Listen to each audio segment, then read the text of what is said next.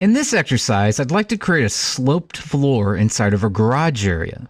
To accomplish that, we need to use the floor command to draw a floor in first, and then use what's called a slope arrow to have the floor slope in the direction that the slope arrow indicates. Begin by coming underneath the Architecture tab and picking on Floor. Then use the Rectangle tool to draw in from one interior wall to the opposite interior intersection of walls, a rectangle.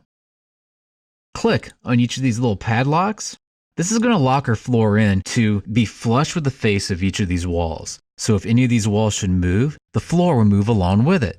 Next, we want to add that slope arrow.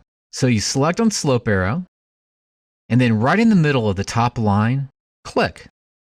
That's going to be the base point for our slope arrow. And then right here in the middle of this line, click.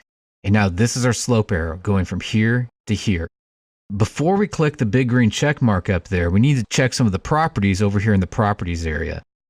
Right now we can see that the slope arrow has a specified height at tail.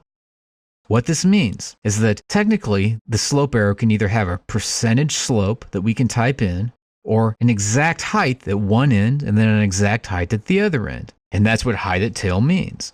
So let's leave it at height at tail, even though we could enter a slope if we wanted to.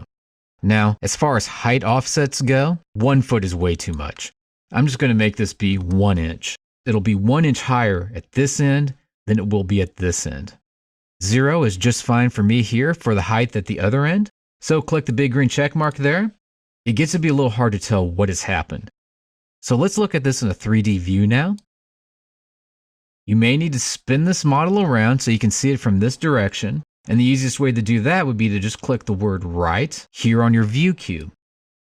When you do that, it'll take you to this view. And if you look really close, you'll see that this end here is in fact higher than this end over here. It's sloping in the exact direction of the slope arrow. And it's 1 inch difference from here down to here, just like we specified. So by using the slope arrow, you can create a floor that slopes in the direction that the slope arrow indicates, as well as specify what the height would be at one end of the slope arrow and the other end of the slope arrow.